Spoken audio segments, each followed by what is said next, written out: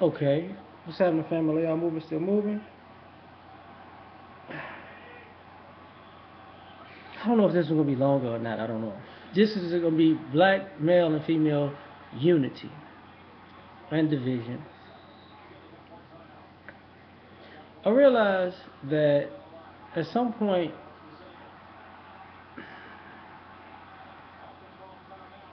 we're going to have to admit that we need each other and want each other publicly. We're going to have to stop throwing each other under the bus publicly. We're going to have to start um, being honest about our flaws and our mistakes and our successes and our good points privately with each other. I'm saying that because it's very dysfunctional when we could pick out the uh, the worst in somebody and be cool with it, and we can put that mainstream front page on blast. But then after that's done, and it creates a wedge between two people, sit down at the table privately and say, you know, you really do have some great qualities, like the way you do such and such and such and such. It's very disingenuous because what you tell the world and what you say face to face doesn't add up. So I'm saying it because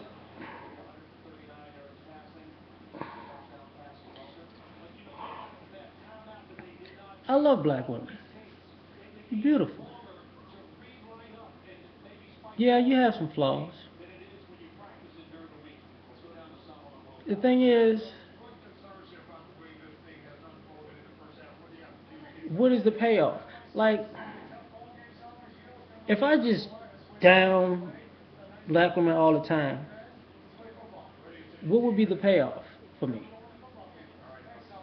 If I tell you you ain't about it, what would I get from that?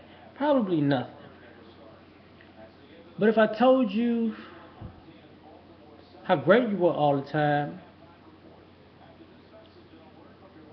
even when you weren't, it'll make you delusional. Now that goes for us guys too. Like, if you're gonna bash us all the time, what's the payoff?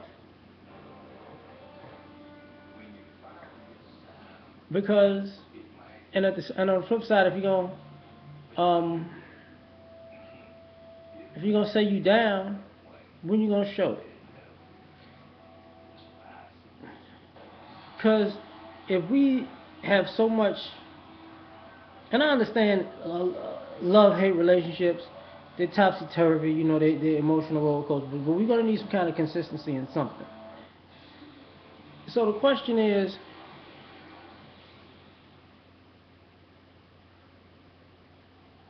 are we gonna be all the way honest with each other? No excuses, no deflections. Are we gonna sit at the adult table and air it out in its entirety as a whole? Or are we gonna just point the finger? Because a lot of what's happening is bitterness, bottled up bitterness, and it's misdirected, and it's misguided. Like, in my lifetime, I've met lot of a lot of sisters, and I gotta say, dealing with our women is not the issue. Dealing with their attitudes when they have attitudes is not the issue. The issue was normally for me and my friends, my other male friends, was dealing with the expectation that she was getting back at the other guy through you was the problem. And we all got baggage, but we all don't know how to check it. So, I mean, where's the loyalty is gonna have to lie somewhere because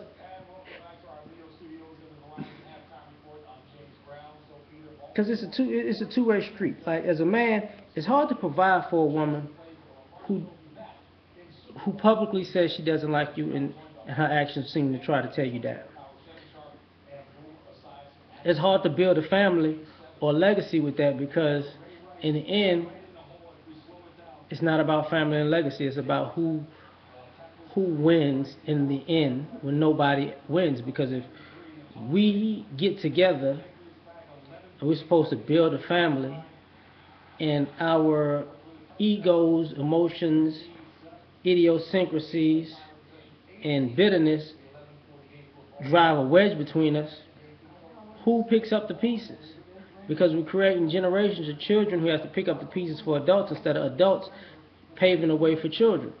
It used to be when my grandparents used to say, we standing on the shoulders of the people that came before us, and so the people that come after us can stand on our shoulders, which is very feasible and very simple, and everybody knows what that means. And the sad part about it is, I'm even not sure if we know what that means anymore, because it's so much.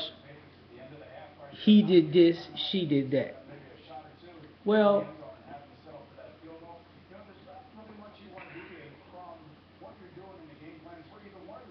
at some point, we got to put aside what's no, we have to admit what's affected. We have to admit the things that are affected. Because that's what's happening. Like, we don't want to admit when we do it this way, it works. When we do it this way, it doesn't work. Because everybody has an angle. Well, we're going to do it this way. If you let me do it, I could do it better. If it ain't broke, don't try to fix it. Now, you could take that argument to anything you want to. You could say that, you know,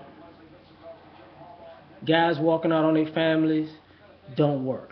You could say that women being single mothers thinking they can do it by themselves don't work. You could say that living off of the government don't work. You could say that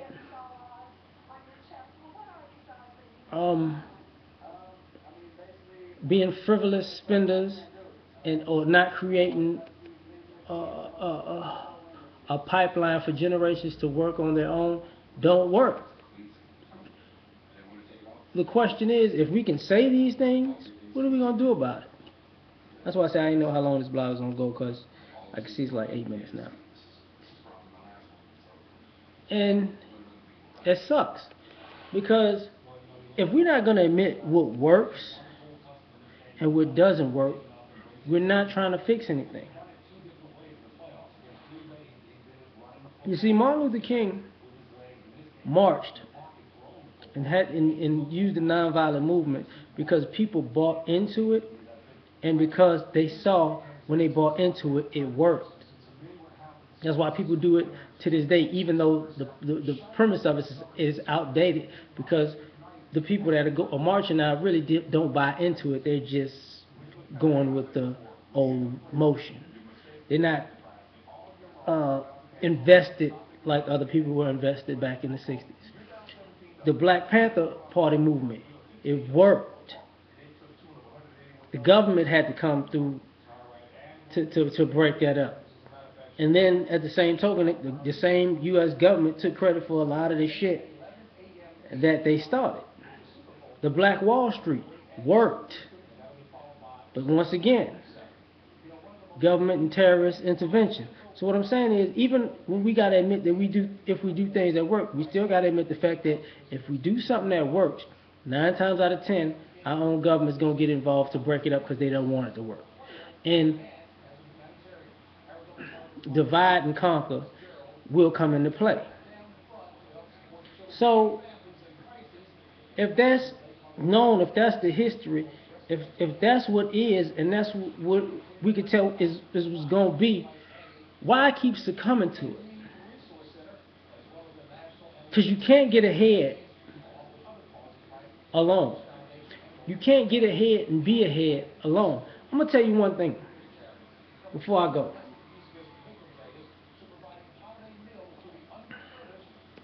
We have a lot of black millionaires. They make a lot of investments. They make a lot of money. But it's three things I've never seen them do. Never seen them buy farmland to create food. Never seen them not sell a company that they created for profit just to keep the company in the family. Not necessarily the black family, but just their own family, because they all have kids. Most of them have kids, but I'm gonna sell this and get $100 million. I'm gonna sell this and get $50 million. I'm gonna sell this and get $300 million. Their kids could have been getting residuals after they die, but they're not looking at that. They don't care. And I've never seen them create a bank. Now I say that because those three simple things of our best and brightest would create a simple pipeline for the rest. And not only a pipeline, but just a simple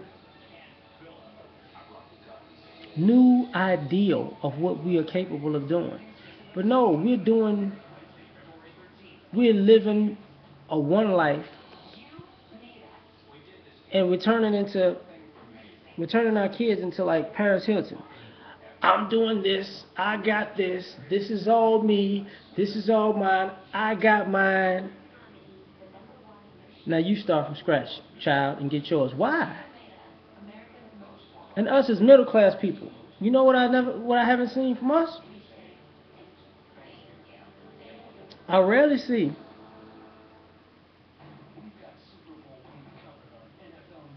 an elder die